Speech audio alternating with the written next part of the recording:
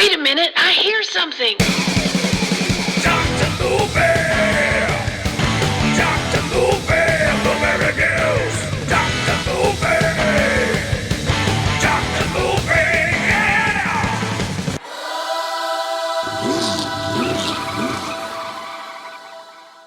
What's going on, everybody? Welcome back to Dr. Movie, your favorite show that's on the road all the time, unfortunately. People say, well, how do you crank out, 3 to 5 movies every week? Well, I'm on the road a lot. So there you go. There's your reasoning. Got a good one for you today. We are talking about split second. So, hey, what do we need to make a movie work? Well, how about Rutger Hauer? And that's it. That's all you need. Man, and you want to talk about a good performance by Rutger Hauer. This is a good one. He's everything that you kind of want Root to be. So we are talking about Split Second from 1992. It's a horror / sci-fi. It does kind of tie into the alien world. You can throw this. You could probably do this and maybe like I Come to Peace or something like that. Come in peace. I come to peace. And you leave in pieces. This is an interesting one because here's the thing. This is back in my VHS, just grabbing whatever based off the cover art kind of days. And I remember taking this one home, being really disappointed in it. And there's still some opportunities here because the thing that this story is based around, well, I'll talk about it as we go along. But I remember being disappointed in this as a 22-year-old. Watching it now, I really appreciate this movie. I needed to watch it more often, I believe. So, like I said, 92. Let's do a synopsis. A policeman hunts a slimy monster ripping out hearts in the streets of the city of London in 2008. They jump to the future of 2008, which is wet from global warming. What? Yeah. The city is so flooded that, some of the police squads even using hovercrafts to get around. So, it's pretty wet there in London. Foggy old London. And, so there's your background of, what's going on. This is directed by Tony Malum. What else has he done? The Burning. That's all you need to know. He did The Burning. That's all I need to know. Which, if you want to listen to the episode I did about The Burning, you can find it for yourself, because it's been probably 100 movies or so back. Let's see. We've got we got some Why to Watches on here. Why to Watch? It's violent, futuristic, and gloomy. Well, yeah, it's London. Hello. It's a flooded London. Hello. Yeah, and it's futuristic. It is kind of going for a Blade Runner kind of feel, which is ironic because of Rutger Hauer. But he's kind of playing the other character. Says, very entertaining to watch, not really scary or good, but it is so creative and has a nice atmosphere to it. Yeah, that captures a lot of what I think about it too. Yeah, it's more of a cop drama than anything else. Let's see, kind of like Terminator 1, small budgeted, but great idea and decent cinematography to make it big time. Yeah, maybe. Movie is pretty fast paced with the camera work, is energetic, if not particularly memorable or if not particularly memorable. Oh, okay. Well, I think that kind of goes back to what I was talking about a while ago. This is a manhunt movie, if you want to call it a man. This is one of those that maybe would have helped with a little more information, because you never really get a breakdown of what it is he's after. All you know is as the movie goes on, you find out it's about 10 foot tall and has large alien type teeth and wears a sun visor or sunglasses or ski glasses, or something where you don't see its eyes. And you got Rutger Hauer chasing it with a cigar in his mouth and a long trench coat, dressed like Danny Bennett, my partner from Helming Power Hour. When I met Danny, besides the cigar, this is kind of how Danny dressed. I mean, it's pretty much dead on of his attire of the time, and which is not a bad thing. Let's talk about our cast. Well, we said Rutger Hauer. Come on, take your pick. And how about Kim Cattrall in this? Worst haircut of her career, and she's still stunning. Wow, yeah, it works. We got she plays Michelle McLean, and then we got Michael J. Pollard in this, who plays the rat catcher, who's in the movie for a whole, 2 minutes. And I'm gonna screw this name up, but we got Pete Postlethwaite in this, who was in, Alien 3, what else here? The Usual Suspects. Been in a ton of stuff, right? Alistair Duncan's in this, plays Dick Durkin, who ends up being the new partner that has to work with Rutger Hauer. He was in... Wow, I don't see a list of movies. Here we go. Looks like he did a lot of the Batman animated stuff. A bunch of it. So there you go. That's pretty much your main cast.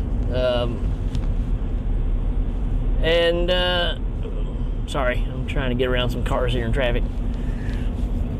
Let's get into this one. Rutger Hauer plays Harley Stone. He's a renegade cop. He's lost his mind because he killed the bad guy a long time ago, but now he's back. And he happened to kill his partner, who was married to Kim Cattrall, her character Michelle. But there's maybe a love triangle going on here, because Rutger Hauer's character and Kim Cattrall's character obviously have feelings for each other, and he becomes protective of her, and but he still misses and loves his ex-partner that was taken away by this bad guy. And this creature has attacked Harley and scarred him. And when this creature does anything to you, it consumes you. You become part of it. So it gets your DNA. They actually get a sample of this beast later on, and it's got all this DNA from all of the victims that it's laid waste to, which is kind of interesting concept. But Rutger Hauer, because he's been attacked by it, he can sense when it's around. He knows when it's around. He can hear the heartbeat of the thing, and it's part of that thing of, this creature is very intelligent. It knows what it's doing. It's not just a creature on a rampage. It is a vengeful, thought out, processed killer, and it reaps people's hearts out and takes a bite out of them. And again, consuming the soul. The old saying about what we learned from Red Dawn, right? And so that's kind of the base of all this. And you set that in a over-flooded miserable setting of London in 2008. And you got you a modernized kind of Blade Runner but low budget style flick that works really well. And my complaint back in the day was you don't see this creature till the very end, which by the 90s is very old hat, right? We got used to seeing the creature at least the last 30 minutes or so, right? Instead of in the last 5 minutes.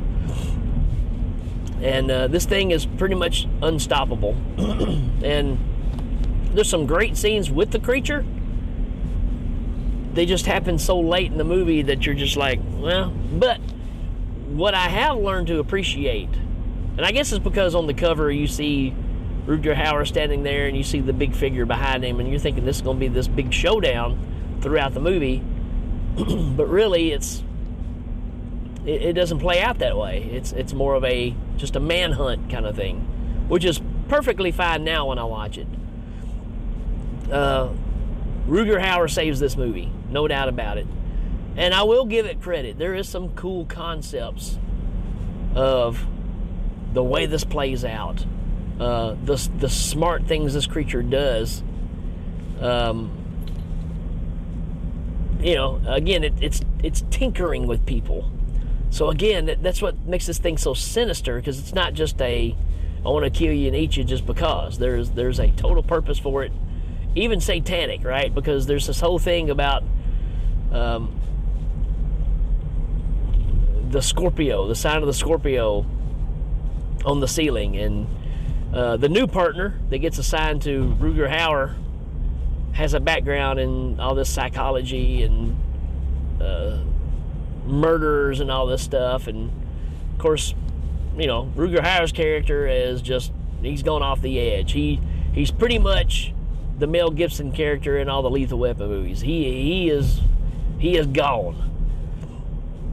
And he deals with all of this by smoking cigars and drinking lots of coffee with sugar in it. And that's kind of how he gets through all this. It's a fantastic performance by him. Kim Cattrall's great in it. We do get a shower scene with Kim Cattrall. This was the first time I remember ever seeing her topless. And I ain't gonna say much about that. But yeah, okay. Maybe that's worth watching the movie on its own. Just saying. But yeah, it all leads down to the kidnapping of Kim Cattrall, because he knows this is how he's going to get to Harley and come down to a big final battle, which is pretty awesome. It's in an old abandoned subway, or actually the actual subway carts itself, the cars. And it's got some cool stuff in it. It just takes way too long to get to it. But at the same time, we're doing character development, and between Rutger Hauer, who hates his new partner, to appreciating his new partner, the learning more and more of our antagonist as we go along. I don't know, man. This thing is paced out really well. And all the supporting acting, too, I think it really works. So I'm glad I gave this one another shot. I think the name hurts the movie, because the name doesn't really attach itself to anything. So I wonder what the original idea for the name was, because it couldn't have been Split Second, because there's nothing that ties itself to that title whatsoever. But that's okay. That happens sometimes. But I just think it's one of those things that hurt it. But overall, this is a good flick. And so if you like kind of murder mystery, manhunter, kind of loose cannon cop on the run kind of movies, this plays as well as really any of them. It's just set in a futuristic 2008. in London. That's the only real difference. And again, you can't go wrong with Rutger Hauer. You just can't. So I recommend this one. It moves a lot faster than I remember it moving. Maybe because I paid more attention to what's actually going on instead of going, well, where's the creature? Where's the creature? And I think it's because we just came out of the age of aliens. We're getting to the Alien 3 area. So waiting till the last 5 minutes to see the creature just kind of, I don't know, kind of hurt it, I think, for the time. But I think I appreciate it more now because of that, because it's a continuing building of the character that makes this thing work. So take that for what you want it. I give this a solid, it's a 3.5 out of 5 for me. So you can check it out on Tubi, and why don't you do that? So check it out. Let me know what you think. All right, folks, that's it for this one. We will see you on the flip side.